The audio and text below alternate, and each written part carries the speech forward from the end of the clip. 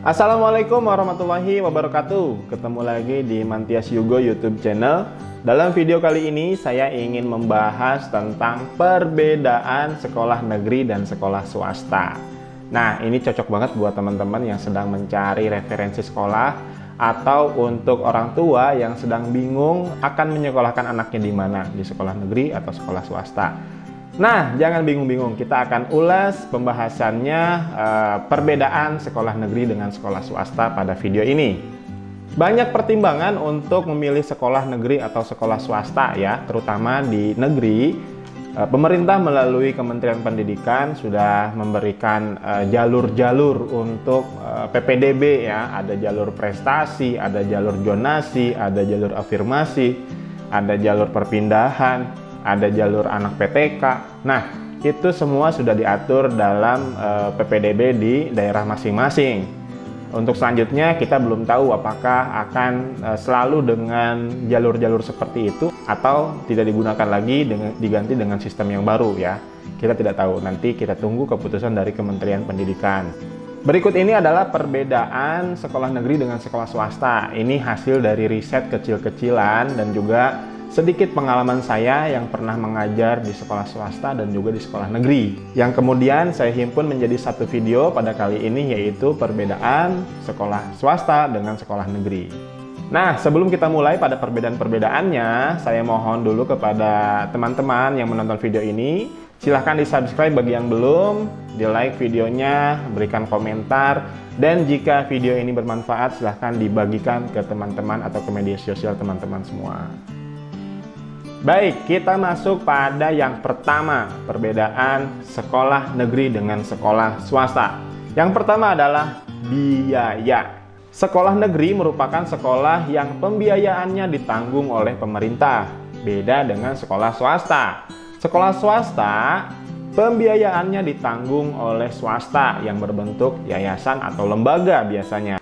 Biaya tentu saja ini menjadi perbedaan yang paling menonjol pada perbedaan sekolah negeri dengan sekolah swasta. Jika anak kita atau kita masuk ke sekolah negeri, secara pembiayaan, biaya kita akan lebih terjangkau. Bahkan pada beberapa jenjang, yaitu di jenjang SD dengan SMP, itu gratis.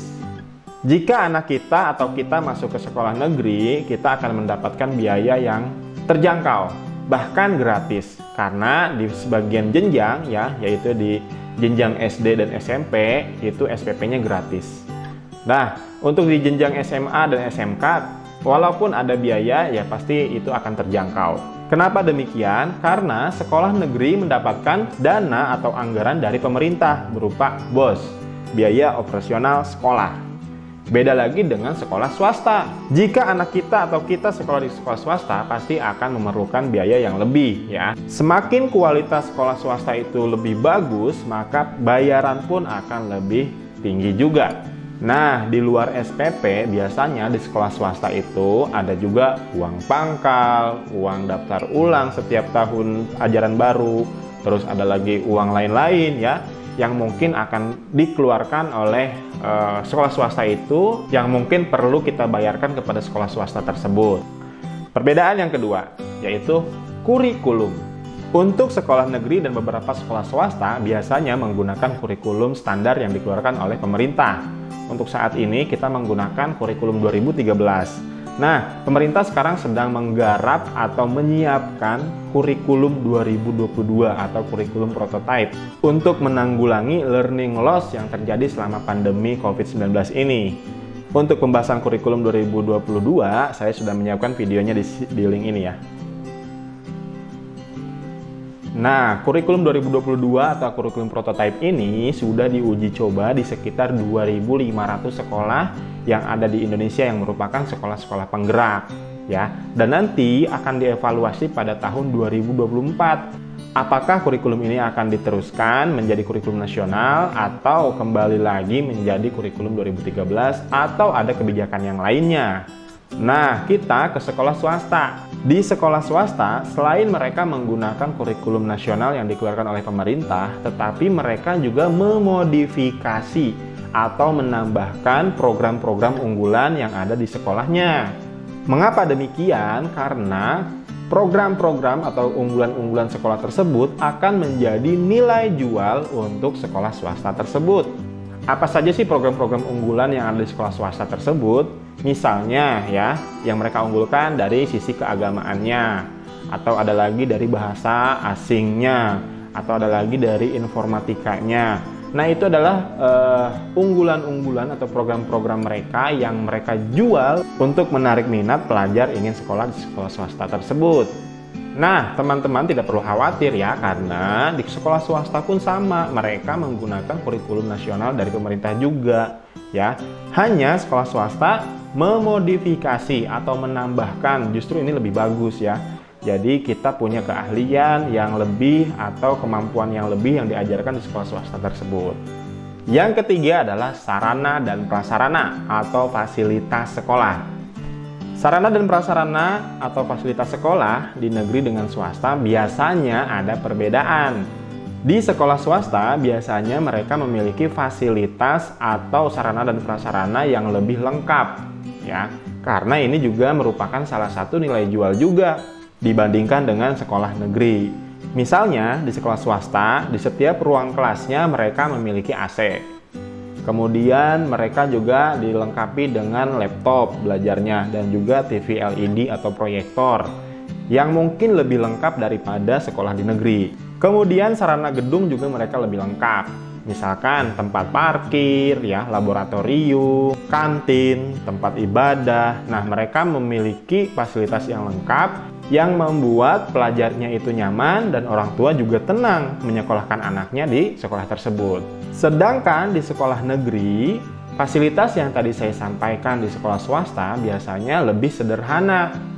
Ruang kelas dan tempat belajar lebih sederhana, dan kelengkapan lainnya mungkin masih standar, ya, standarnya di sekolah negeri. Tapi yang menjadi catatan, setiap daerah atau setiap sekolah biasanya memiliki fasilitas yang berbeda.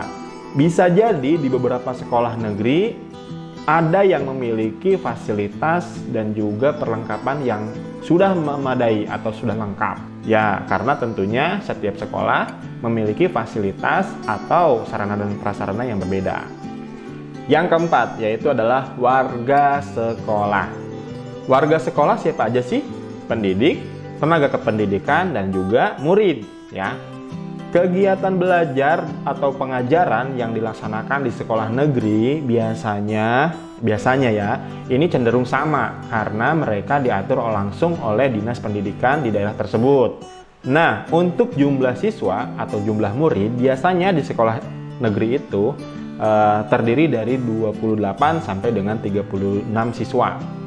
Ini merupakan jumlah yang cukup banyak dan juga memiliki latar belakang yang beragam. Jumlah guru yang ada di sekolah negeri biasanya merupakan jumlah yang ideal, di mana itu sudah ditentukan oleh Dinas Pendidikan tersebut. Nah, kemudian untuk sekolah swasta. Di sekolah swasta ini biasanya memiliki jumlah murid yang lebih sedikit. Karena apa? Karena jumlah pada tiap kelas pada sekolah swasta biasanya dibatasi. Tentu saja dengan harapan dan penghitungan dengan pencapaian yang maksimal. Nah, untuk jumlah gurunya justru di sekolah swasta itu biasanya lebih banyak daripada sekolah negeri. Karena mereka memiliki kelebihan-kelebihan ya. Misalkan begini, di sekolah swasta itu setiap kelas, misalkan di SD nih, di SD itu ada guru kelas. Biasanya guru kelas itu ada guru pendampingnya, ya. Atau misalkan di SMP atau di tingkat atasnya lagi ada guru mata pelajaran. Mereka bisa menyiapkan guru mata pelajaran lebih dari satu. Kemudian ditambah lagi dengan guru-guru yang dikhususkan pada program-program unggulannya, seperti guru tahfiz, guru bahasa asing, ya, dan juga ekstrakurikuler yang melimpah.